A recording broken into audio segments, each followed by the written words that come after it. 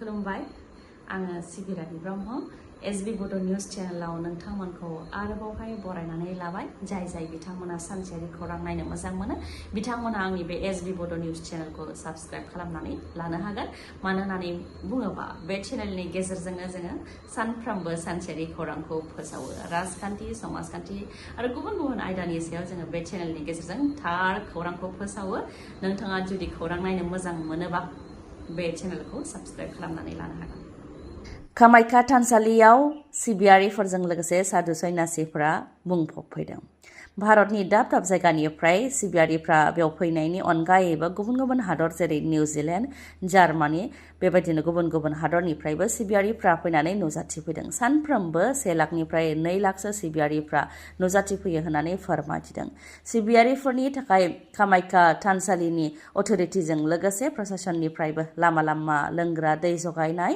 लामाफोराव थाथ'नायनि राहा खालामनाय कारपेट बनानै होनाय जाग्रा आदार जगायनाय बायदि हाबाखौ मावदों बेनि अनगायैबो गुबुन फसंथानफोराबो सिबियारिफोरनि थाखाय बेसेन नाङै जानाय लोंनाय जगायदों लोंग्रा दैजों लोगोसे बेसेन नाङै मुलि सावस्रिनि आनजाद नायनाय बायदिनि राहा खालामनानै होदों बेबायदिनो कामाख्या थानसालियाव सिबियारिफोरजों लोगोसे साधु सन्यासिफ्रा बुंफबफैनानै मोनसे समायना रमायना थासारिखौ सोमजिहोदों 26 जुन अदेबानि गाबोननो कामाख्या थानसालिनि गुबै दरजाखौ फिन बेखेवनानै होफिनगोन सिगांनि बायदि अरुणाचलाव गोबां दैबाना थांनाय साननै सानथामनिफ्राय गोबां अखा हानायनि जाहोनाव अरुणाचलाव गोबां दैबाना पेनियर जिल्लायाव थानाय निपक' कल'नियाव गोबां खहा जादों दैबानाजों दासिम 7 गोमानानै थानायखौ मिथिनो मोननाय जादों नाथाय बे दैबानायाव साबेसे सुबुङा जिउ खोमानो गोनां जाखो आरो मा धोन सम्पथि खहा जाखो बेनि जेबो अफिसियेल रिपर्ट मोननाय जाथ'वाखै निपक' कल'नियाव थानाय क्वार्टार आरो न'फोरखौ दैया बुखारलांजोबदों न'आव थानाय मुवा बेसादफोरखौ बुखारनानै लांजोबनायजों लोगोसे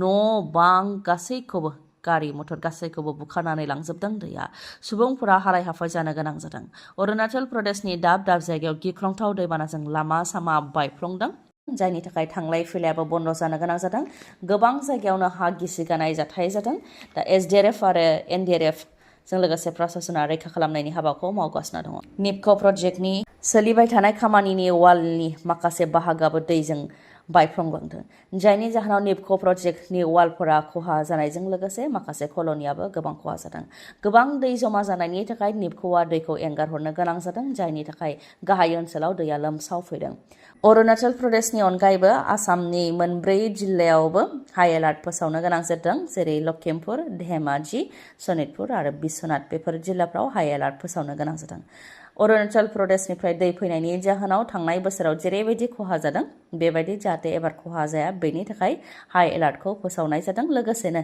जिल्ला प्रशासन आरो आसाम सोरखारनिफ्रायबो नायगिदिंहैदों जायनाखि लखिमपुराव थानाय रङा नदी दैया देरदों बेनिखायनो दैमानि खाथि खाला थानाय सुबुंफोरखौ रैखा खालामनानै बोरिसिमबो लाबोनानै दोनफैनाय जादों बेनि अनगायै अरुणाचल प्रदेशनि बे गिख्रंथाव दैबाना जानायनि नुथायनि गेजेरावनो अरुणाचल प्रदेशनि पेनियर लवार HEP डेमनि आफाङाव दैबानाजों बुखारनानै लाबोजानाय दंफां थुख्रा बायदिसिना बायफ्लेनाय थुख्रानि सायाव सासे उन्दै फरायसाजों लोगोसे मासे सैमाखौ नांथानानै थानायखौ नुनो मोननाय जादों दैनि गेजेरावनो थुख्रा थुख्रि गोजावनानै थानाय दंफां थुख्राफोरनि सायाव सासे फरायसाजों लोगोसे मासे सैमाया सायाव गोजावनानै थानायखौ नुनो मोननाय जादों जाय नुथाया दा समाज बिजोङाव गोबां गोसारदों सिखावनि उदखार सासे सुबुंनि गोदोनानि सनानि मालाखौ बोख्लाबनो नाजानाय जाथाय बरपेटा र'डआव जानो मोन्दों बे जाथाया बरपेटा र'डनि अमा बाजाराव सासे सुबुंनि गोदोनानि सनानि मालाखौ साबख'नानै खारनो नाजादोंमोन सानै सिखावा नाथाय सिखावनि खाफाला गाज्रि रायजो राजाफ्रा सानै सिखावखौ हमनो हायो आरो सानै सिखावनाव सोंनाय फिननाय लानायाव मिथिनाय बायदिब्ला सानै सिखावा बिहारनि काटिहार जिल्लानि मुङा अनिकेत कुमार आरो रबिन्द्र कुमार होननानै फोरमायथिदों AS14G1715 नाम्बारनि आपाची बाइकजों फैनानै सानै दुथाङा बा सानै सिखावा सासे सुबुंनि गोदोनानि मालाखौ सेख'नो नाजादोंमोन बेयावनो रायजो राजाफोरजों हमजानो गोनां जादों रायजो राजाफ्रा फोरमायथिनाय बायदिब्ला साननैसो सिगांबो बिसोर सानै सिखावानो गुबुन सासे आइजोनि गोदोनानि मालाखौबो सेनानै लांदोंमोन बेनि उनाव फिन आरोबाव बे खामानिखौ मावनो नाजाबावदोंमोन नाथाय रायजो राजानि आखायाव हमजानो गोनां जादों बेखौ फोरमायथियो बे जाथायनि अनगायैबो गुवाहाटी नोगोरमानि पाटासिलाम्बारि पुलिसाबो खावनाय एलपिजि सिलिन्डारखौ फानफिननो नागिरनाय समावनो रहित कुमार राय मुंनि सासे सुबुंखौ हमनो हादों। साइकेल फेक्टरि ओनसोलनिफ्राय हमनो हायो रहित कुमार रायखौ। रहित कुमार रायनिफ्राय पटासिल आम्बारि ओनसोलनि गुबुन गुबुन जायगानिफ्राय खावनाय गं 4 एलपिजि सिलिन्डारखौ हमनो हायो। गं 4नि मादाव माखासे अदेबानि गं 2आ डमेस्टिक सिलिन्डार आरो गं 2आ कमार्शियेल सिलिन्डार होननानै फोरमायथियो। कुमार भास्कर बर्मा दालांआव जोनोम सान खुंनानै फिन खैफोदाव गोग्लैनो गोनां जादों जरासे बिसि फिसाया। थांनाय साननैसो सिगांसो जरासे बिसि फिसायजों लोगोसे गासै 11 सुबुंफोरखौ दालांआव जोनोम सान फालिनायनि दायाव एरेस्ट खालामदोंमोन बर'लु पुलिसा। फिन आरोबाव कुमार भास्कर बर्मा दालांआव जोनोम सान फालिनानै खैफोदाव गोग्लैनो गोनां जादों जरासे बिसि फिसाया। थांनाय मे दानावनो जोनोम सानखौ खुंदोंमोन, नाथाय बेनि भिडिअ'आ दासो समाज बिजोङाव गोसारनायनि उनाव बर'लु पुलिसा पुलिस थानायाव नुजाथिनो थाखाय खावलायदों जरासे बिसि आरो फिसायखौ। फिसायनि मुङा सुरजित मण्डल। सुरजित मण्डलानो बिसि बिजया मण्डलनि जोनोम सानखौ खुंदोंमोन कुमार भास्कर बर्मा दालांआव। ओजोंहाय बे दालांनिफ्रायनो बाज्रुमनानै सासे सिख्लाया गावनि जिउखौ फोजोबनानै लादों। नलबारिनि प्रनिता हालय मुंनि सिख्लाया दालांनिफ्राय बाज्रुमनानै गावनि जिउखौ फोजोबनानै लादों। दालांनिफ्राय बाज्रुमनायनि लोगो लोगोनो बिथांनि जिउआ थांथ'वाखैमोन। उनाव रैखा खालामनानै बिथांखौ देहा फाहामसालि फारसेबो लानानै थांनाय जादोंमोन, नाथाय बिथाङा देहा फाहामसालियाव जोबथा हां लाहैदों। आसामनि गोबां लाइमोनफोरानो गुबुन रायजोआव खामानि मावनो थाहैयो। गोबाङानो गुबुन रायजोआव खामानि मावहैनानै गावनि जिउखौ खुंबोगासिनोबो दङ आरो गोबाङानो खैफोदावबो गोग्लैनो गोनां जादों। बेनि मादाव उत्तर प्रदेशनि मुजाफर नोगोरावबो मोनसे जाथाय जादों। उत्तर प्रदेशनि मुजाफर नोगोराव 19नि बांसिन लेबारफोरखौ पुलिसा रैखा खालामनानै लाबोदों। बिसोरखौ बुनानै हुमखि होनानै बायदि सिगिसग' खालामनानै खामानिखौ मावहोयोमोन। दानफायाव 12,000 रां दान बान्था होगोन होननानै लेबारफोरखौ खामानियाव लानानै थांदोंमोन, नाथाय दानफायाव 12,000 रां होनायनि सोलायै सानसेयाव बोथिसेल' जानाय होयोमोन। लोगोसेनो खामानि मावनायनि सिगां आरो खामानि जोबखांनायनि उनाव जेब्लाबो बन्द खथानि सिङाव दोनोमोन आरो गोबां हाराहास्ति खालामोमोन होननानै फोरमायथिदों। पुलिसा बेखौ खौरां मोननायनि उनाव 19नि बांसिन लेबारफोरखौ थांनानै रैखा खालामहैदों, जेराव पुलिसा रैखा खालामनो थांनाय समाव लेबारफोरखौ बुजानानै गोबां जोखोम जानाय हालोदावबो रैखा खालामनो हादों। खायफाया आथिङाव बुजानानै जोखोम जानाय, खायफाया मोदोमाव, बेबायदिनो गोबां जोखोम जानाय हालोदाव रैखा खालामनो हादों होननानै फोरमायथिदों। आरो बेनि सिगांबो बुजानायनि जाहोनाव 3 लेबारफ्रा जिउ खोमानो गोनां जाबायमोन, बे खोथाखौ मिथिनो मोन्दों होननानै फोरमायथिदों। अंकित बालिया मुंनि सासे सुबुङा फेक्टरि बानायदोंमोन। बेयावनो खामानि मावहोनो थाखाय माखासे लेबारफोरखौ थगायनानै लानानै थांदोंमोन। बेनि उनाव गोबां जरजुलुम हाराहास्तिनि गेजेरजों खामानिखौ मावहोयोमोन होननानै मिथिनो मोननाय जादों। रेलनि सौख्रांनायाव 2 लाइमोननि जिउ खहा। रेल सेटिन बारनो नागिरनायावनो रेलगारि फैनानै होनायाव 2 लाइमोना रेलजों होख्रेमजानानै जिउ खोमानो गोनां जादों। थैनाय 2 लाइमोननि मुङा जाहांगीर आलम आरो मुस्ताफा खान। बरपेटा रडआव जानो मोन्दों बे जाथाया। रेल सेटिनखौ बारनो नाजानायावनो माल रोगाग्रा रेलगारिया फैदों, जायजों सौग्रावनानै 2 लाइमोना जिउ खोमानो गोनां जादों। आसामनि लाइमोन सेंग्रा सिख्लाफोरनि थाखाय मोनसे गोजोनथाव खौरां।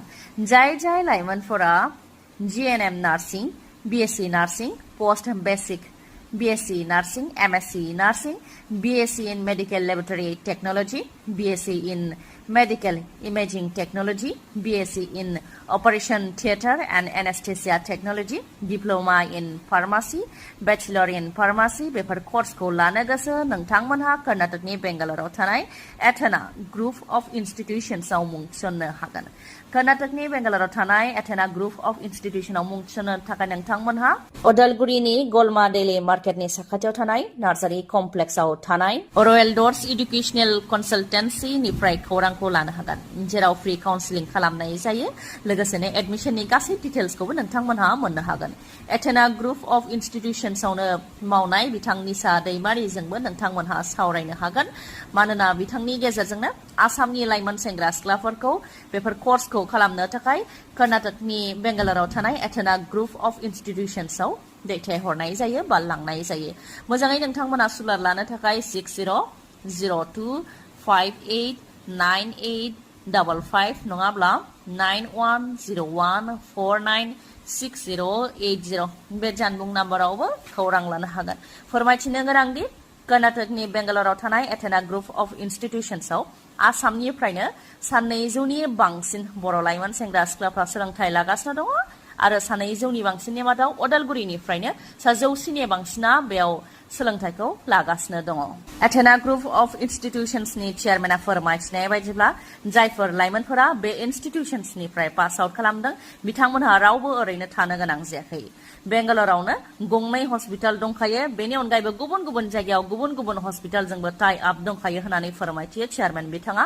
बेनिखायनो रावबो लाइमोनफोरा सोलोंथाइ लाखांनायनि उनाव बा कर्स खालामखांनायनि उनाव ओरैनो थानो गोनां जायाखै, बयबो गाव गावबागावनि आथिङाव गसंथानो हादों होननानै फोरमायथियो। बेनिखायनो जायफोर लाइमोनफोरा गोसो गुदुं बिथांमोनहा सुलाद लानो हागोन। गोजोन्थों। खौरांखौ जोबजासे खोनासंनायनि थाखाय गोजोन्थों। उननि समाव आरोबाव जों बेबायदिनो लोगो मोनफिनबावगोन।